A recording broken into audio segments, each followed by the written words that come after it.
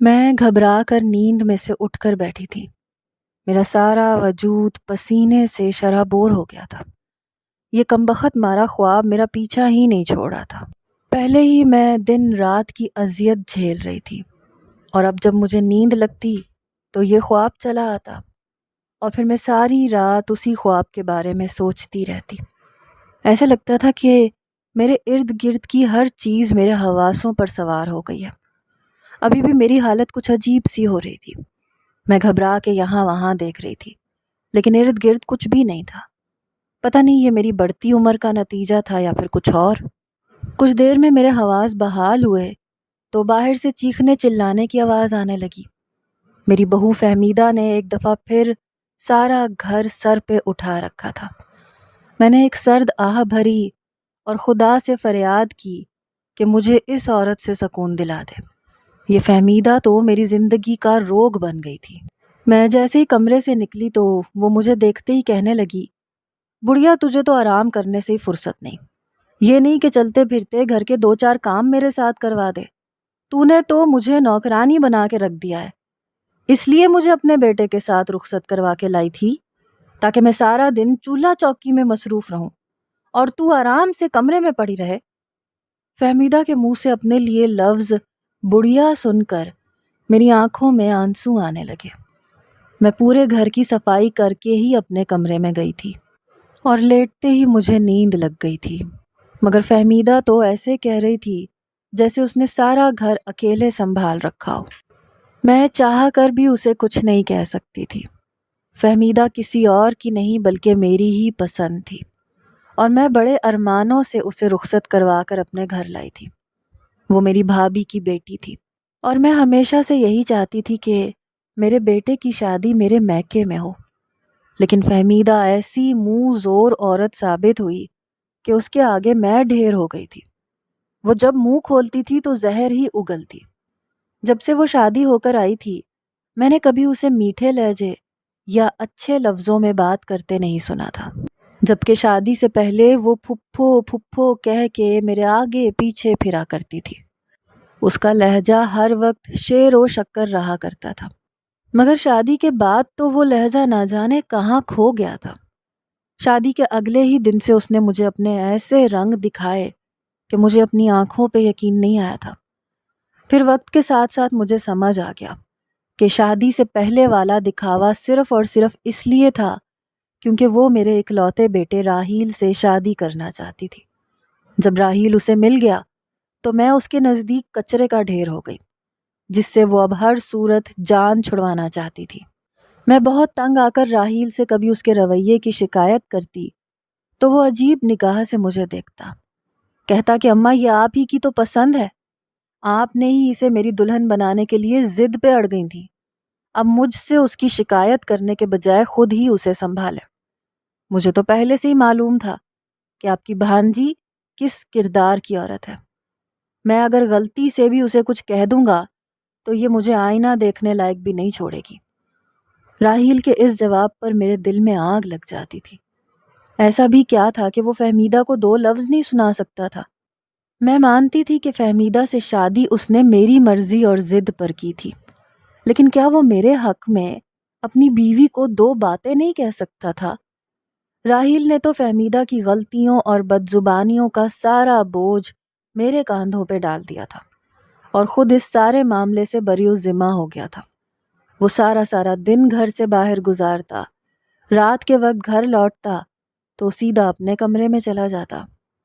میرے بیٹے کی خوشیوں کو میری اپنی ہی نظر کھا گئی تھی۔ میں نے تو اس فیصلے سے اپنے بیٹے کو بھی کھو دیا تھا اور اپنے گھر کے سکون کو بھی برباد کر دیا تھا، اور اب تو میرے خواب بھی میرا پیچھا نہیں چھوڑتے تھے۔ میں ہر روز ایک ہی خواب دیکھتی تھی، اور کبھی کبھی تو لگتا تھا جیسے وہ خواب کوئی اشارہ ہو، مگر پھر میں اسے اپنا وہم قرار دیتی اور فہمیدہ کے ساتھ گھر کے مسئلوں میں الجھ جاتی۔ ابھی بھی میں یہی خواب دیکھ کر اٹھی تھی اور فہمیدہ کی تیز آوازوں پر کمرے سے باہر آئی تھی کہ فہمیدہ بڑی ہی بدزبانی کے ساتھ مجھے کپڑے دھونے کا حکم سنا کر خود کمرے میں ٹی وی لگا کر بیٹھ گئی۔ میں مجبوراً کپڑوں کا ڈھیر لیے چھت پہ چلی گئی۔ کپڑے دھوتے دھوتے میری نظر ایک کونے میں رکھی نیلی ٹینکی پہ پڑی تو مجھے پھر سے اپنا خواب یاد آ گیا۔ میں نے اپنا سر جھٹک دیا۔ خوابوں کا بھلا حقیقت سے کیا تعلق تھا؟ مجھے جلد سے جلد کپڑے دھونا تھے اور پھر واپس نیچے جانا تھا۔ اگر مجھے چھت پر زیادہ وقت لگ جاتا تو فہمیدہ نے پھر ایک نیا ہنگامہ کھڑا کر دینا تھا۔ اس کا تو کام ہی یہی تھا۔ میں جب بھی اس کے ساتھ بحث کرنے کھڑی ہوتی تو ہمیشہ چاروں خانے چت ہو جاتی۔ اس کی زبان کے آگے تو خندق کھدی ہوئی تھی اور میں اس کے مقابلے میں کچھ بھی نہیں تھی۔ اس کی آواز لڑائی جھگڑے کے وقت اس قدر بلند ہوتی کہ آس پڑوس والے بھی بآسانی سن سکتے تھے، اور میں اپنے گھر کی عزت کو سرے عام نیلام نہیں کرنا چاہتی تھی، بس اسی لیے ہمیشہ خاموش ہو جاتی۔ اور میری بہو فہمیدہ میری اسی کمزوری کا بھرپور فائدہ اٹھا کر اپنی اونچی آواز میں مجھ سے اپنی ہر بات منوا لیا کرتی تھی۔ تیز دھوپ میں نے کپڑے دھوئے تو مجھے چکر آنے لگے۔ میری عمر 60 سال سے اوپر ہو چکی تھی اور اب گھنٹوں دھوپ گرمی برداشت کرنا میرے بس میں نہیں تھا۔ میں نیچے گرتی پڑتی اتری تو سامنے ہی فہمیدہ پڑوسن کے ساتھ چائے پینے بیٹھی ہوئی تھی، اور وہ دونوں میری برائیوں میں مصروف تھیں۔ فہمیدہ کے منہ سے اپنے بارے میں ایسی باتیں سن کر میرا دل بری طرح سے زخمی ہوا تھا۔ میں اتنی محبت سے اسے بہو بنا کے لائی تھی، اور وہ تھی کہ سارے زمانے میں مجھے ہی رسوا کرنے پر تلی ہوئی تھی۔ میرے اتنے کام کاج کے باوجود بھی فہمیدہ کو مجھ میں کیڑے نظر آتے تھے۔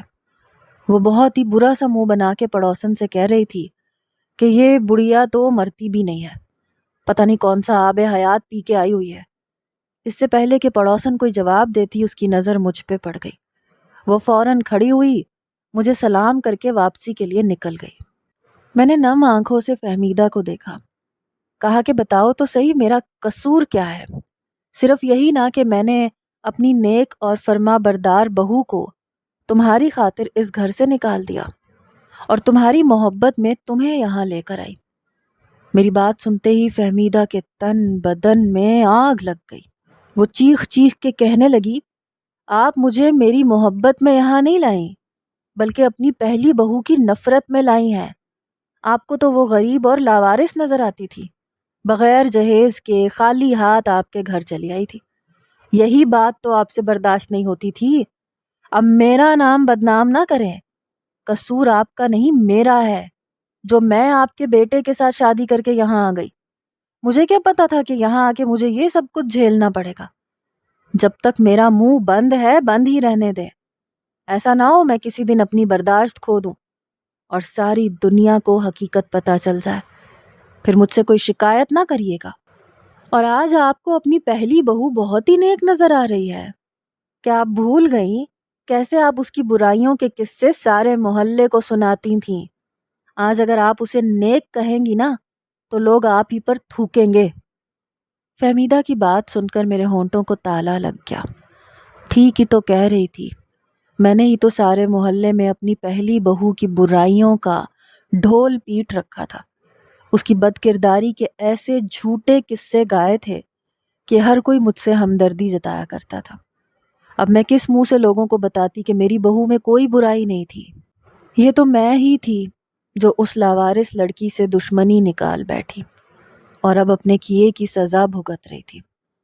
فہمیدہ تن فن کرتی اپنے کمرے میں جا کر بند ہو گئی، اور میں اچھی طرح جانتی تھی کہ جیسے ہی میرا بیٹا راہیل لوٹ کر گھر آتا وہ ایک کی چار لگاتی اور یہ ہنگامہ پھر سے کھڑا ہوتا۔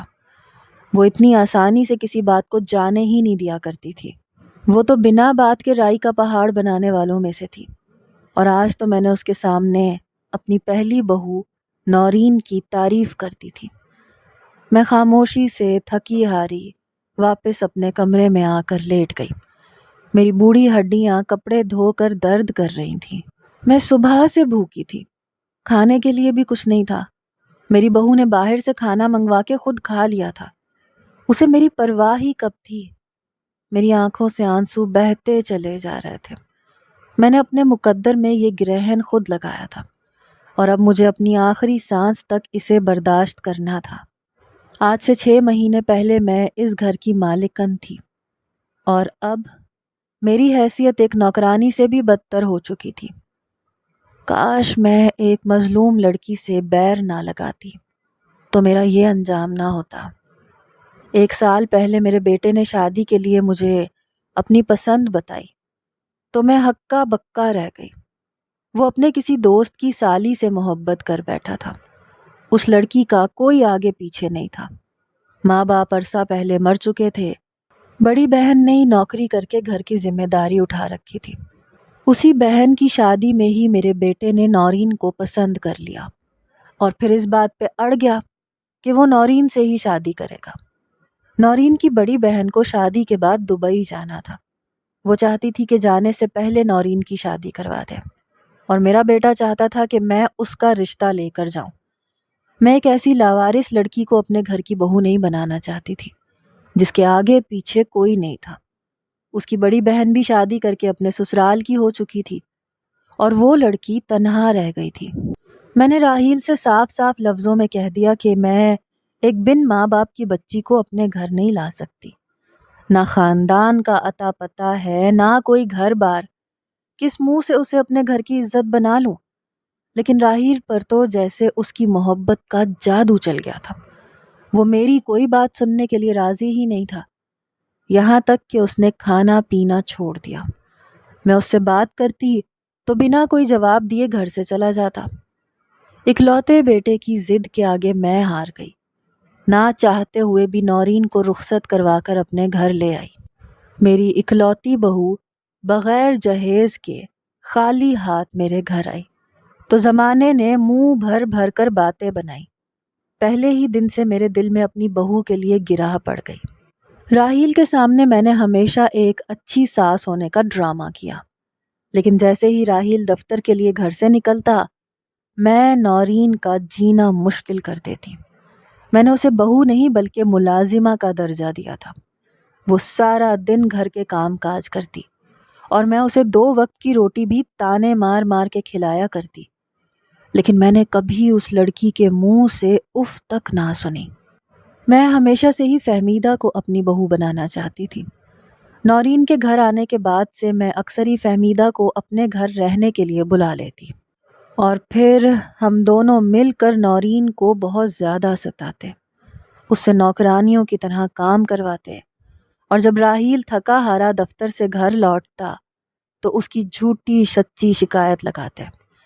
لیکن نہ جانے نورین میں ایسا صبر تھا کہ اس نے مجھ سے کبھی کوئی بدتمیزی نہیں کی، نہ کبھی اونچی آواز میں بات کی۔ میں اس پہ کتنے ظلم ڈھاتی، وہ سب کچھ خاموشی سے سہ جاتی، لیکن مجھے اس پہ ذرا بھی رحم نہیں آیا تھا۔ پھر ایک دن راحیل نے بتایا کہ اسے 15 دن کے لیے دوسرے شہر جانا ہے، کچھ دفتری کام ہے، تو میں نے اور فہمیدہ نے مل کر ایک ایسا منصوبہ بنایا جو بہت ہی زیادہ گھنونا تھا۔ راحیل کے جانے سے پہلے ہی میں نے ارد گرد محلے والوں میں نورین کے کردار کے حوالے سے شکوک و شبہات پیدا کر دیے تھے اور خود مظلومیت کا ڈھونگ رچایا تھا۔ اور جب راحیل دوسرے شہر چلا گیا تو میں نے رات کے اندھیرے میں ہاتھ پکڑ کے نورین کو زبردستی گھر سے نکال باہر کیا اور اسے دھمکایا کہ اگر وہ لوٹ کے آئی تو میں اس پہ اپنے سارے قیمتی زیورات کی چوری کا الزام لگا کر اسے جیل بھجوا دوں گی۔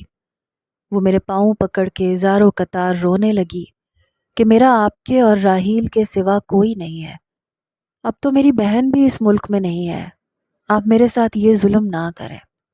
مگر مجھے اس لاوارث لڑکی پہ ذرا رحم نہیں آیا۔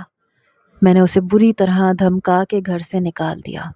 اگلی صبح رو پیٹ کے سارا محلہ جمع کر لیا کہ میری بہو رات کے اندھیرے میں اپنے عاشق کے ساتھ فرار ہو گئی، جاتے جاتے سارے زیورات بھی لے گئی۔ سب لوگ جمع ہو گئے، نورین پر تھو تھو کرنے لگے۔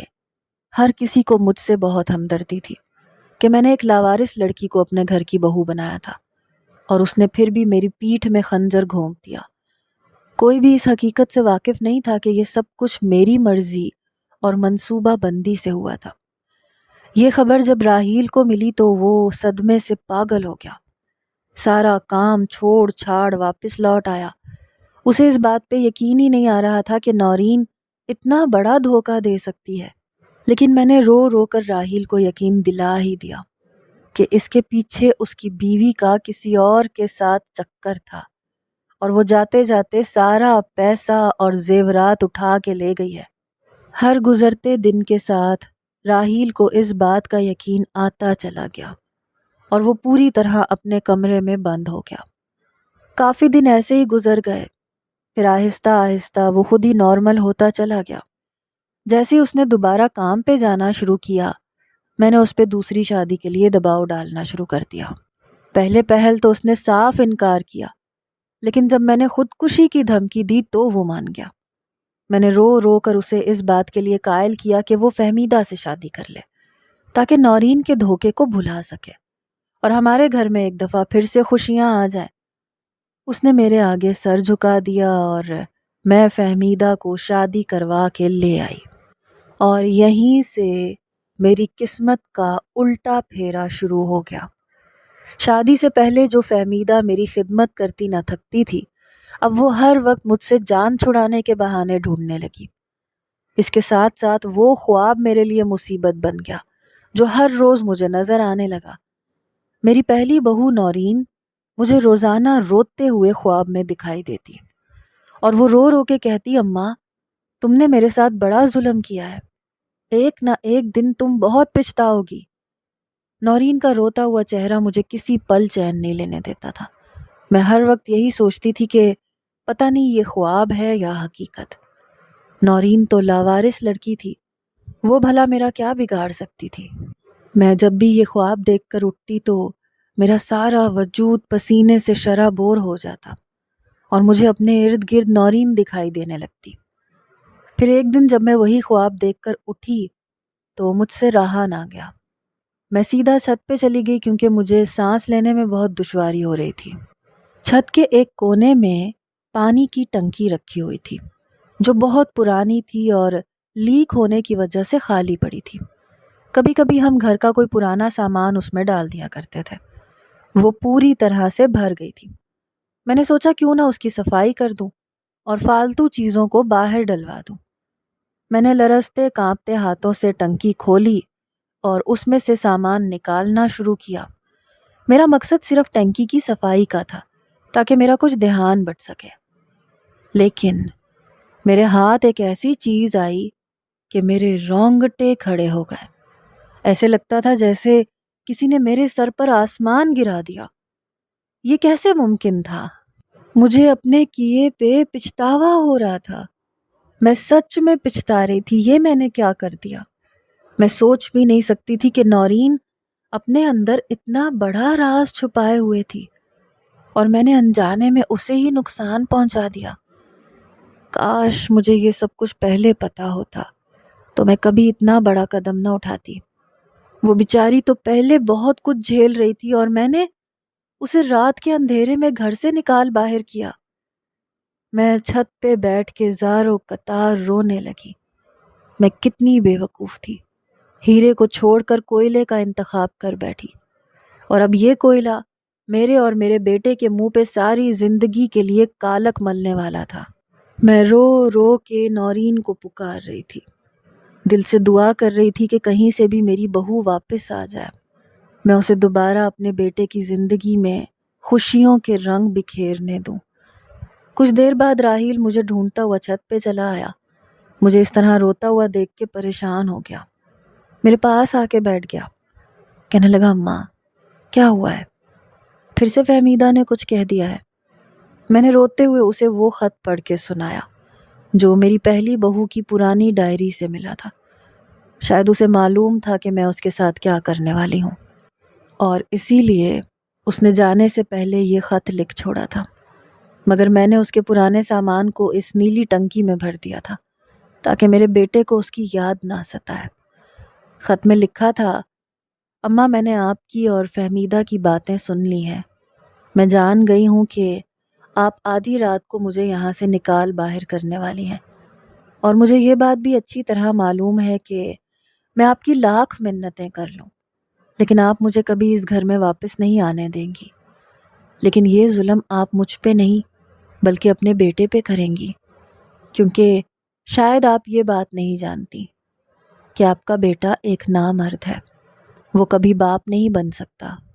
شادی کے 1 ہفتے کے بعد ہی مجھ پر یہ راز کھل گیا تھا، جب ایک روز راحیل کی طبیعت بہت خراب ہوئی۔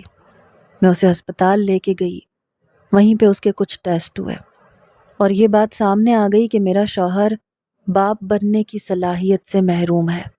لیکن میں نے اس بات کو اپنے دل میں ہی دفن کر دیا تھا۔ میں نے یہ بات راحیل کو بھی پتہ نہیں لگنے دی تھی۔ میں نہیں چاہتی تھی کہ یہ بات کسی کو بھی پتہ چلے اور میرے شوہر کی مردانگی پر ضرب لگے۔ میں ساری زندگی اس بات کو اپنے سینے میں دفن رکھنے والی تھی، لیکن آپ نے فہمیدہ کی خاطر مجھے گھر سے نکالنے کی غلطی کی۔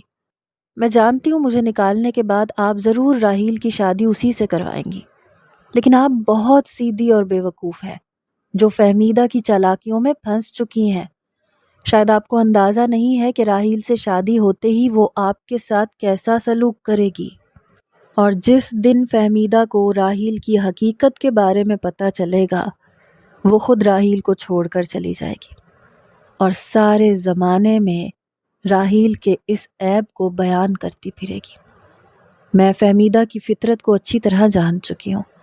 میں چاہتی تو جانے سے پہلے بھی آپ کو یہ ساری باتیں بتا سکتی تھی، لیکن میں اچھی طرح جانتی تھی کہ آپ میری کسی بات پر اعتبار نہیں کریں گی اور پھر کوئی نیا کھیل کھیلیں گی، اس لیے میں خاموشی سے یہاں سے جا رہی ہوں۔ مگر مجھے یقین ہے کہ آپ کو اپنے اس ظلم پر پچھتانا ضرور پڑے گا۔ اس خط کے ساتھ ایک رپورٹ بھی تھی جو واقعی اس بات کا ثبوت تھی کہ خط میں لکھا حرف بالکل سچ ہے اور راحیل ایک نامرد ہے۔ یہ خط سن کر اور رپورٹ دیکھنے کے بعد راحیل بالکل خاموش ہو گیا۔ کہنے لگا، یہ بات میں فہمیدہ سے شادی سے پہلے جان گیا تھا۔ میں کسی دوست کے ساتھ ہسپتال گیا تھا، وہاں مجھے وہ ڈاکٹر ملا تھا۔ باتوں باتوں میں اس نے اس بات کا ذکر بھی کیا تھا، تو مجھے پتہ چل گیا تھا کہ میں نامرد ہوں۔ پھر اس کے بعد میں نارمل ہونا شروع ہو گیا تھا، کیونکہ مجھے لگا تھا کہ جو کچھ بھی ہوا ہے وہ نورین کے حق میں بہتر ہوا ہے۔ اس دن کے بعد سے میرے دل میں نورین کے لیے کوئی شکوہ باقی نہیں بچا، اور میں نے یہ سب جانتے ہوئے بھی فہمیدہ سے اسی لیے شادی کی تھی کیونکہ میں اس سے عاجز آ چکا تھا۔ میں اسے سزا دینا چاہتا تھا۔ میں جانتا تھا کہ اس نے ہی کچھ نہ کچھ ایسا کیا ہے جو نورین اس گھر سے چلی گئی ہے۔ میں نے جلدی سے رپورٹ اور خط کو پھاڑ کے پھینک دیا کہ کہیں فہمیدہ کے ہاتھ نہ لگ جائے، کیونکہ اگر اسے اس بارے میں کچھ بھی پتہ چلتا تو وہ سارے جہان میں میرے بیٹے کی بدنامی کا سبب بن جاتی۔ نورین کہاں ہے ہمیں آج بھی کچھ معلوم نہیں، اور میں اور میرا بیٹا خاموشی سے فہمیدہ کو برداشت کر رہے ہیں۔ کبھی کبھی وہ اولاد نہ ہونے پر بہت زیادہ چڑچڑی ہوتی ہے، شور شرابہ کرتی ہے، لیکن پھر خاموش ہو کے بیٹھ جاتی ہے۔ میں نے اور میرے بیٹے نے اسے یہ سچ آج بھی نہیں بتایا، کیونکہ یہی اس کے کیے کی سزا ہے، اور فہمیدہ کی صورت میں بھی اپنے گناہوں کا نتیجہ بھگت رہی ہوں۔ میں ہر دن نورین کے حق میں دعا کرتی ہوں کہ وہ جہاں بھی ہو خوش ہو اور ایک اچھی زندگی گزار رہی ہو۔ اب تو محلے والے بھی جان گئے ہیں کہ فہمیدہ کیسی عورت ہے۔ سب لوگ خود ہی نورین کی اچھائی کے گن گانے لگے ہیں، کیونکہ جب تک وہ اس گھر میں تھی کبھی ہمارے گھر کی آواز آس پڑوس میں نہیں گئی تھی۔ کسی نے سچ ہی کہا ہے کہ اچھائی اپنا آپ خود منوا لیتی ہے، اور نورین کی اچھائی خود ہی لوگوں کی نظروں میں ثابت ہو گئی ہے۔